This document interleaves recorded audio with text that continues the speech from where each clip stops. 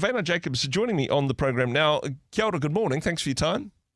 Good morning, Andrew. Always good to be here. And the topic that we're taking, and I think this is so important to put into context, though, is that marriage is a high calling, but actually it's beyond us. We cannot have a good marriage or even a mediocre marriage under our own strength. This is something that we're fully reliant on God for.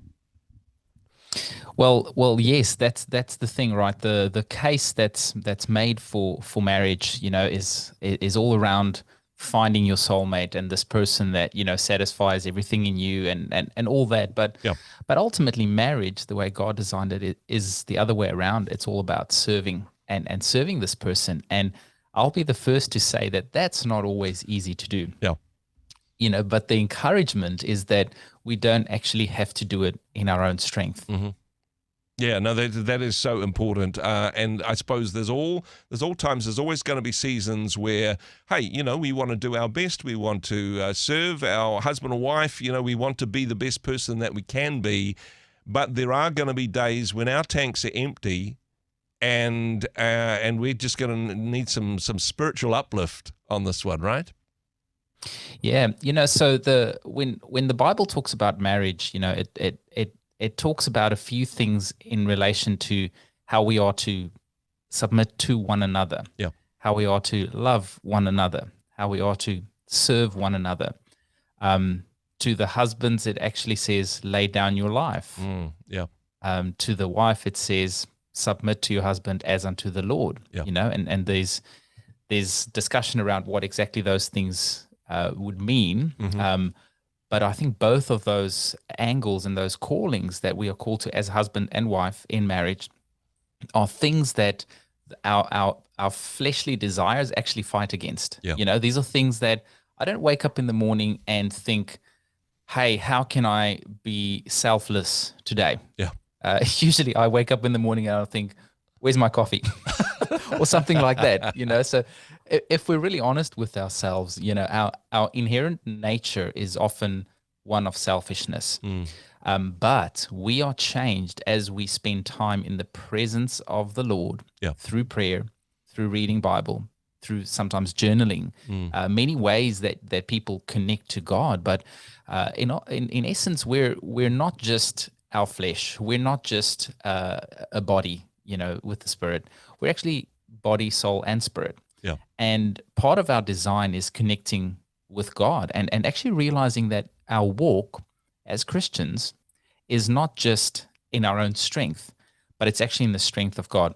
I was reading this morning, and this scripture in the Psalms just really popped out at me, and this was in reflection to a conversation I had last week where I was listening to a guy who's walking through a marriage breakdown at this moment. And, he was in tears. And in the years that I've known this person, I've never heard them tear up. But it was one of reflecting on a bunch of things. And this scripture just in Psalms this morning came up. It says, "You've kept track of all my wandering and my weeping.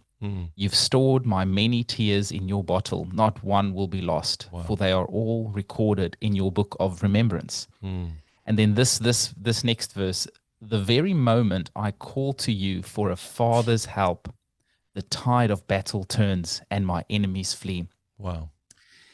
And sometimes we actually just need to weep before the Lord and recognize our insufficiency.